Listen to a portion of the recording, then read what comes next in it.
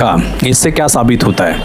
इससे यही साबित होता है कि या तो चमार हो, या तो मुसहर हो, या तो हरिजन हो, या कोई भी दलित समाज का व्यक्ति हो, उसकी मदद चंद्रशेखर रावण नहीं करेगा। चंद्रशेखर रावण मदद कब करेगा? जब ऊंचे कास्ट से कोई घटना अगर दलित के साथ होती है तब ये दौड़ के जाके मदद करेगा। इसमें इसका क्या फ़ायदा है?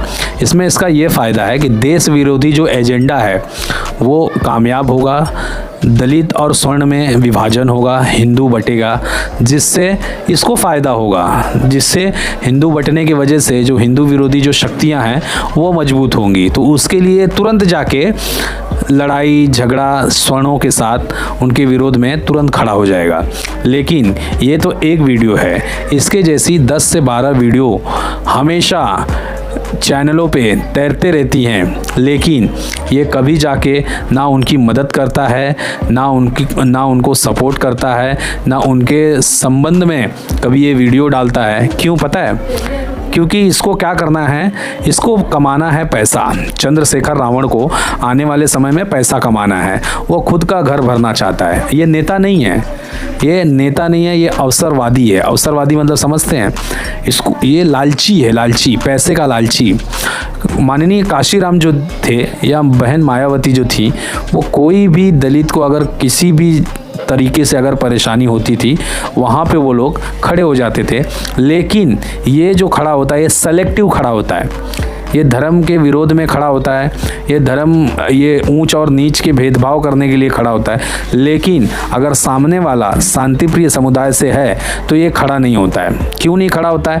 क्योंकि इसे पता है कि मुझे कुछ ओबीसी को लेना है, कुछ एसटी को लेना है, एससी को लेना है, और भाईजान के मदद से मुझे आने वाले टाइम में चुनाव जीतना है। अगर मैंने गलती से अपने भाईजान के बारे में कुछ कहा तो मुझे वोट नहीं मिलेगा, और जो मैं ये मूंछ जो टाइट कर रहा हूँ बार बार, वो मुझे नीचे करनी पड़ जाएंगी। क्यों? क्योंकि जब वोट मिलेगा नहीं तो मैं हार जाऊँगा, और जब मैं हार गया तो फिर कैसे मूंछ टाइट रहेगी। तो इसीलिए यह जानबूझ के कोई भी काम उनके खिलाफ कभी नहीं करेगा, क्योंकि वो इसके वोटर हैं। अब सोचिए, इसका समाज आए दिन मार खा रहा है, इसका समाज आए दिन लोगों के द्वारा कुचला जा रहा है, दबाया जा रहा है, लेकिन ये झंडा वहाँ बुलंद करेंगे जहाँ से इनका फ़ायदा होगा। ये शांतिप्रिय समुदाय के बारे में कभी नहीं बोलेंगे। कितनी घटिया सोच है इनकी, आप सोच के देखिए। अरे भाई, दलित भाइयों, ये चंद्रशेखर रावण तुमको बचाने नहीं आएगा। यह है वोट का लालची है, इसे वोट चाहिए। कल के तारीख में आपके साथ कोई भी घटना हो जाए, यह कभी नहीं बोलेगा। क्यों नहीं बोलेगा? क्योंकि आपके साथ जो अत्याचार करने वाला है ना, वो इसका वोटर है, और इसको पता है कि नगीना सीट से अगर मुझे जीतना है तो वो लोग कितना भी मेरे समाज को मारे पीटे कुछ भी करें, मुझे बोलना नहीं है। इतना बड़ा दोगला है ये। सोच के देखो, ये क्या कभी शांतिप्रिय समुदाय से प्रताड़ित लोगों के पास से कभी जाता है? आपने कभी देखा है कभी कि ये उनके खिलाफ में कभी बोलता है? नहीं। इसे सिर्फ और सिर्फ हमारे बीच में लड़ाई करानी है, हमारे यानी स्वर्ण और दलित हिंदुओं के बीच ये सिर्फ लड़ाई करवाना चाहता है और कुछ नहीं। और वो भी इसको वोट क्यों देते हैं? क्योंकि ये हमारे विरोध में खड़ा रहता है, हमारे यानी सनातन के विरोध में खड़ा रहता है। इसके लिए वो लोग भी इसको भर भर के वोट देते हैं। लेकिन वो समय दूर नहीं है बेटा, वो समय दूर नहीं है। जिस दिन MIM आ गई तेरे एरिए में, उस दिन तुझे भी समझ में आएगा तेरी औकात क्या है। AIMIM नहीं आ रही है तब तक तू धन्य मना कि तू जीत रहा है, और कौन से सीट से जीत रहा है ना, वो तू नसीब मना कि किसके वजह से तू जीत रहा है। जिस दिन AIMIM आ जाएगी ना, उस दिन तू ना घर का रहेगा ना घाट का रहेगा, समझा?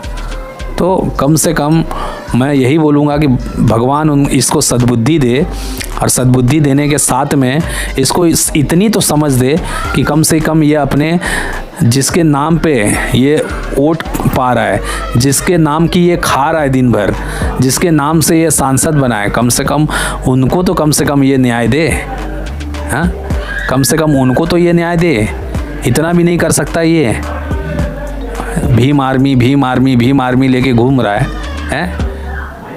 भीम आर्मी सिर्फ और सिर्फ हिंदुओं को विभाजन करने के लिए काम करती है।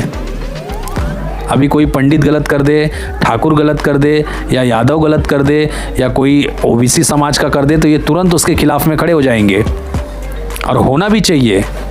लेकिन भीम आर्मी तब कहाँ मर जाती है जब उसी दलित के साथ में कोई शांतिप्रिय समुदाय का आदमी गलत करता है, या उसे परेशान करता है, या प्रताड़ित करता है, तब ये भीम आर्मी कहाँ चली जाती है। पता है, इसके जैसे ही एक थे जोगेंद्र मंडल, वो भी एक नंबर के दोगले आदमी थे। उनके साथ क्या घटना घटी मैं बता देता हूँ।